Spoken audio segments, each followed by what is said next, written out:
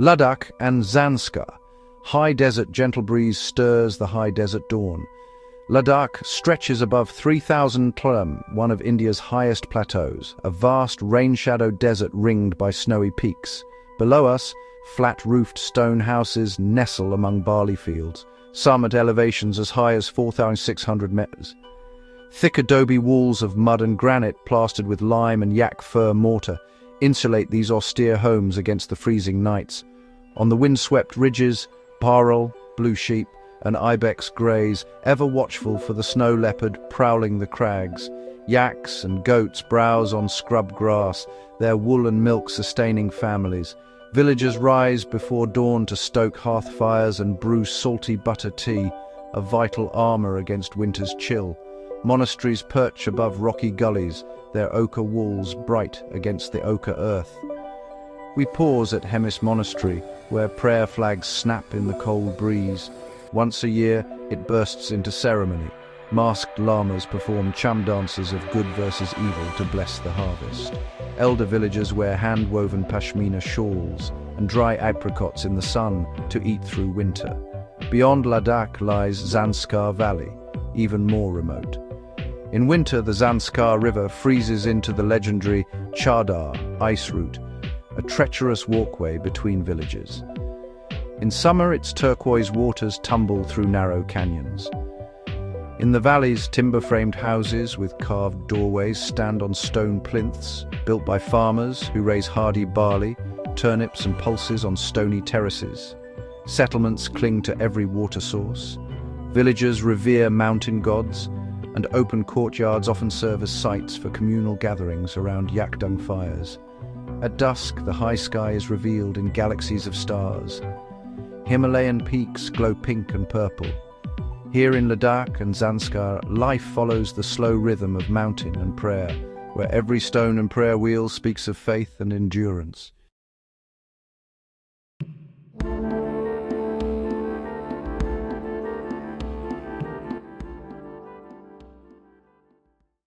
Western Ghats, Kerala and Kodagu. The misty hills of the Western Ghats rise into view, tropical forests giving way to neat plantations of tea and spice. Kerala's traditional homes wear steep, clay-tiled roofs with wide eaves built on raised plinths to stay dry under the monsoon. Thick laterite stone or timber walls insulate these houses against heat and rain. Farther inland in Kodagu, the Kodava Ainmane ancestral mansions are similarly made of wood with sloping tile roofs, each veranda deep and shady, built to withstand the heavy monsoon rains.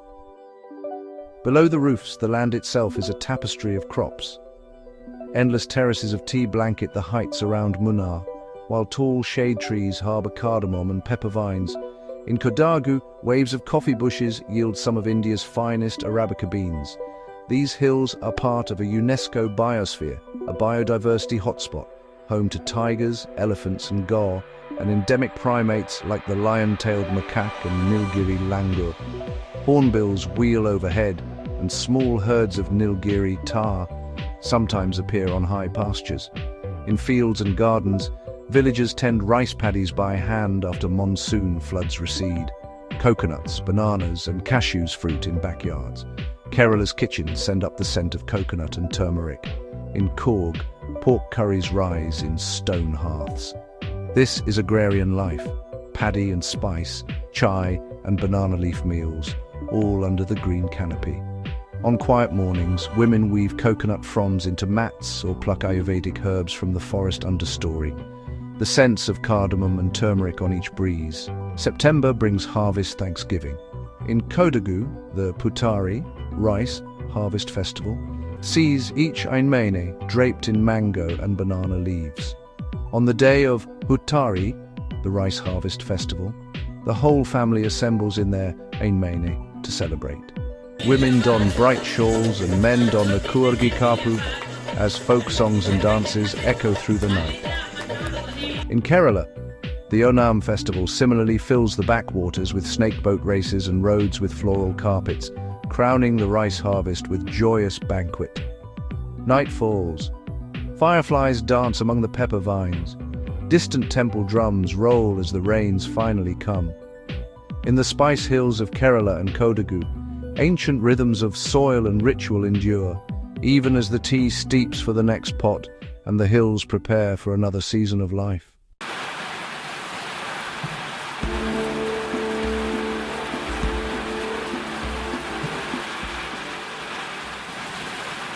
Rajasthan desert settlements. We leave green hills for ochre sands as the Thar desert unfurls.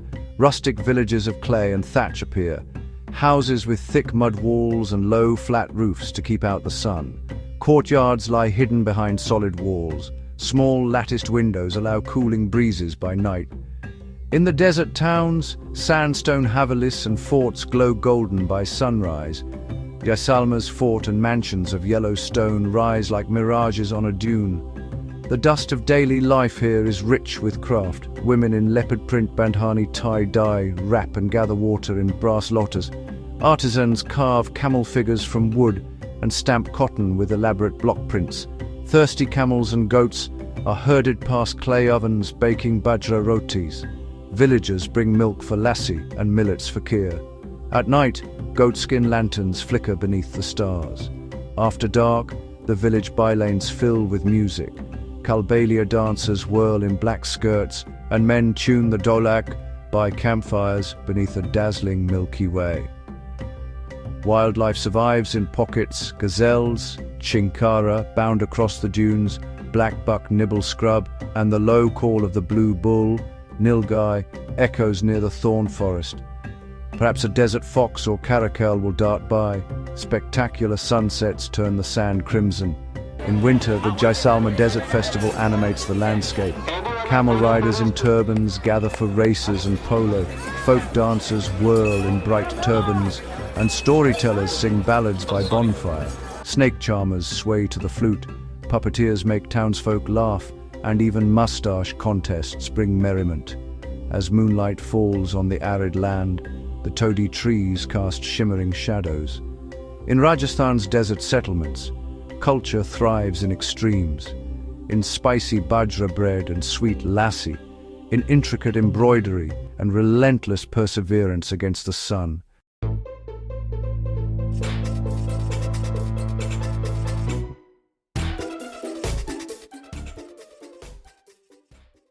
Meghalaya and living root. Bridges. In the emerald Khasi hills, the rainforest life soaks every stone. Thatched bamboo stilt houses, set on raised platforms, are everywhere.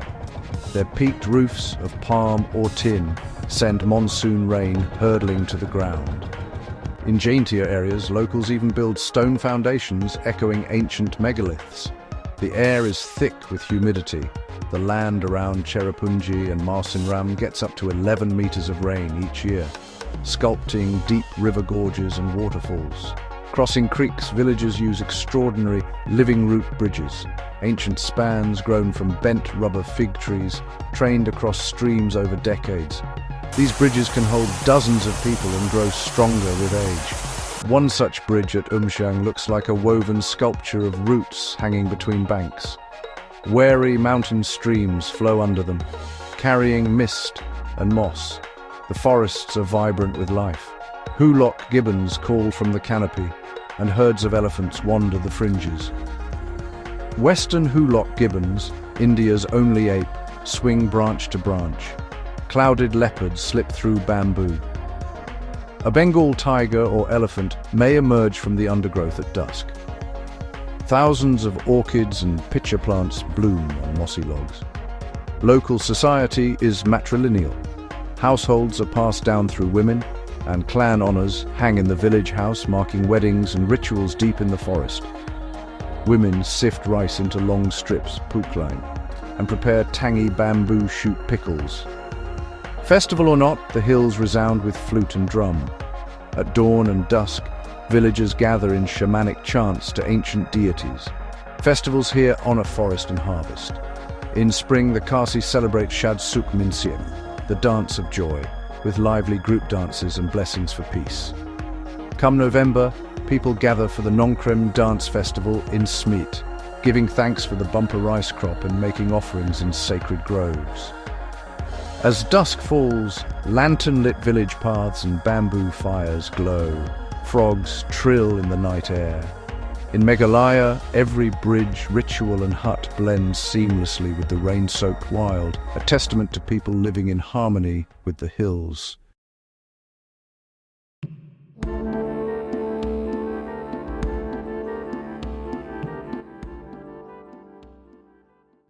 Kutch and Saurashtra, craft villages. Crossing into Gujarat, we find white salt plains and artisan villages. In Kutch, every rainy summer, the great Rann turns into a shallow salt lake, then flashes white under the sun. In village Hodka, round thatched mud huts called bungas stand in circles. These cone-roof homes are often painted with spirals and mirrors that catch the light. Kutch's people are famed for crafts. Weavers in Bujodi twist cotton and silk into shawls, while Ajrakpa's artisans print bold indigo and ochre patterns on cloth with centuries-old wooden blocks.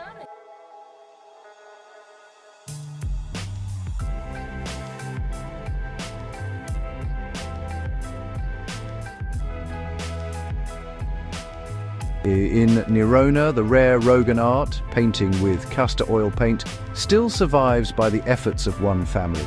Behind each brushstroke is the story of a community. Even the land is wild here. The salty flats of the Little Rann are the kingdom of the endangered Indian wild ass, the last of its kind on Earth. Each winter, thousands of flamingos and cranes flock to the pans, and desert foxes patrol the tamarisk scrub. Further south in Saurashtra, dry scrub and acacia thickets give way to Gir forest, the sole home of India's Asiatic lions. There we hear peacocks call among the tamarind and the distant roar of a lion at dusk. Daily life in Kutch is humble. Families tend camels and goats, spinning camel wool into blankets. Women embroider cloth with mirrorwork and colourful threads. Children run barefoot through sand, past the bright tents of nomads. In each craft courtyard, the pattern of community is stitched into cloth. Every motif a legacy of salt, desert and devotion.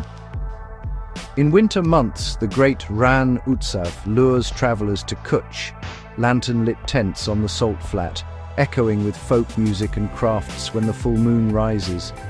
By evening, the air smells of cumin and fresh-baked rotis. Oil lamps glow under patchwork quilts drying in the yard. In Kutch and Saurashtra, craftsmanship blooms on this harsh land. Artisans shape wood, clay and fabric into the colourful life of the desert fringe.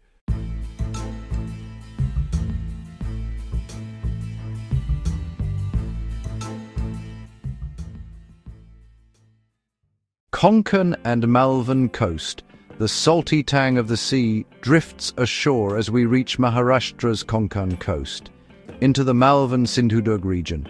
Coconut groves, betel palms and mango orchards, famed for Alphonsos, line winding roads. Houses of the Konkan country are built of red laterite or coral stone, with wide clay-tiled roofs for monsoons. Inside, a central courtyard, Angan links shaded rooms, colourful shutters and carved woodwork echo Portuguese influence along the Goan border. We stop at the great Sindhudurg fort, built of basalt on a rocky islet. Shivaji Maharaj ordered it hidden from view. Only the cannon bays peep out at the waterline. Below, mangrove creeks teem with crabs and kingfish. Tiny dugongs graze seagrass, and whale sharks sometimes drift by offshore. Beyond lies the Malvan Marine Sanctuary. Coral reefs grow near Tarkali, and in winter the shores host migratory whales and whale sharks. Villagers make their living from the sea and spice. Early morning fishermen bring in pomfret and kingfish for the day's curry. Rice paddies fill the lowlands, and women ferment kokum, garcinia fruit, into cooling solkadi.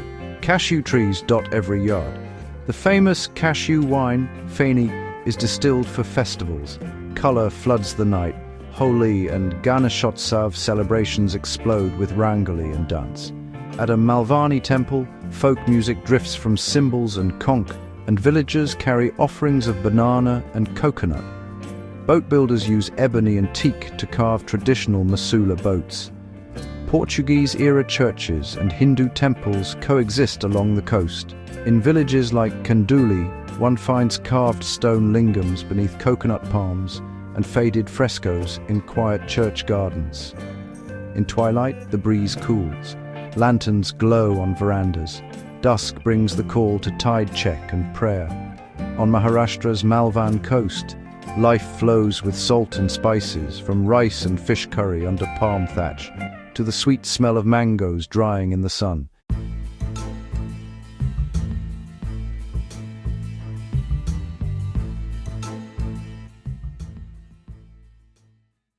Sundarbans Delta, West Bengal. We emerge into Bengal's Great Delta, the Sundarbans, a maze of mangroves and waterways where the Ganges spills into the Bay of Bengal. Villages perch on raised earthen mounds or stilts to escape the tides.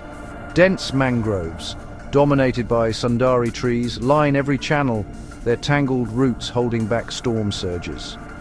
Between the creeks, fishermen navigate narrow boats through silent waters. The Sundarbans teem with wildlife. Herds of spotted deer and wild boar move along the forest edge by dusk. The air is thick with bird life. Kingfishers, herons and pelicans wheel overhead. Fishing cats and otters slip through the reeds at dawn. Under the surface, two kinds of crocodile lurk, the muga and the estuarine, saltwater crocodile. This is the realm of the Royal Bengal tiger. The famed Bengal tiger swims between islands and sometimes meets villagers at water's edge. Irrawaddy and Ganges river dolphins patrol the creeks. Thousands of olive ridley and hawksbill turtles crawl ashore at night to nest on the beaches. Notably, while villagers survive off the swamp, pilgrims gather each January. Nearly 10 million Hindus journey to Sagar Island, the delta's outer tip, for the Gangasagar Mela, bathing in the sacred confluence of the Ganges and the Bay of Bengal. Locals scratch a living from mud and tide. Villagers plant rice on raised beds during the dry season and harvest prawns and crabs at high tide in spring. Honey collectors, moles, wade into the forest for wild bee nests. A government report notes that honey, beeswax, fish, crustacean, and mollusk resources are regularly gathered by people here. Kitchens cook an ode to the estuary. Mustard, tangy fish curry with hilsa, coconut chutneys, jackfruit seeds as curry, and the sweet yellow kheer made from lentils and palm jaggery. Spiritually, villagers live by the laws of the forest. Shrines to the goddess Bonbibi stand at every channel, for Bonbibi is believed to guard humans from tiger attacks. Notably, even as hunters and fishers venture the creeks, pilgrims gather each January. Nearly 10 million Hindus journey to Sagar Island, the delta's headland, for the Gangasagar Mela, bathing in the holy confluence of the Ganges and the sea. Folk songs tell Bonbibi's legend and warn of the demon king Dakshin Rai. Communities here increasingly engage in alternative livelihoods, prawn aquaculture in raised ponds, and weaving palmyra thatch into mats, even as the creeks rise.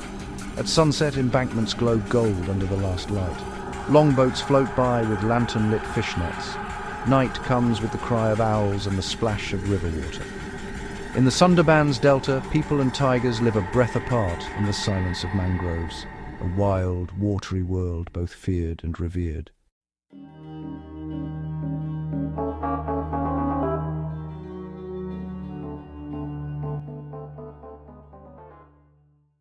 Nilgiri Hills, Tamil Nadu. The journey concludes in the verdant Nilgiri Hills of Tamil Nadu, misty mountains cloaked in shola forests and rolling grasslands. The Toda peoples still recall ancient ways. On a hilltop we find a Todamund, barrel-vaulted huts made of bamboo and reed, their curved roofs painted white and red, perfect for the cold climate. These thatched huts look like caterpillars carved from bamboo, blending with ferns. Surrounded by eucalyptus groves and tea gardens, Toda herders bring their sacred buffalo herds down to graze in meadows. Every Toda settlement has a dairy temple where livestock are worshipped. The tribe's diet is centered on the buffalo's milk, curds, butter, ghee, and on coarse millet roti. Above, mountains sprawl to the horizon. The Nilgiris are a UNESCO biosphere core, part of the Western Ghats biodiversity hotspot. Endangered wildlife thrives here. We may glimpse an endemic Nilgiri lenga or a clouded leopard. Wild herds of Nilgiri tahr, goat antelopes climb cliffs at dawn, sharing water holes with elephant and gaur. Leopards lurk in the bamboo, woodpeckers tap in the mists. Even the rare Nilgiri marten, a forest mongoose, lives amid these hills. A steam train's whistle echoes from a cloud-shrouded valley. In 2005, UNESCO gave its highest honor to the Nilgiri toy train. The Nilgiri Mountain Railway, a rack and pinion steam railway, was inscribed as part of the Mountain Railways of India World Heritage Site, a fitting tribute to its century-old steam engines carving spirals through tea-scented air. High on Dodabetta Peak, we watch the sunset flood the tea plantations of Ooty in gold. In misty evenings, the Todas weave embroidered wool shawls on pit looms. Nearby, Kurumba and Irula communities tend millet fields and ginger gardens among the pine and wattle. The Todas still celebrate buffalo festivals, such as Uma Rempong, Uma Fest, by the lunar calendar, reinforcing their bond with the hills. Dusk brings the call to temple in Naduvattam, where incense smoke curls to the stars. Here in the Nilgiris, hills and highland traditions mingle, from Toda huts and buffalo herds to colonial bungalows overgrown by moss. In this last mountain country, ecology and culture have ascended together, each wild peak a guardian of memory and life.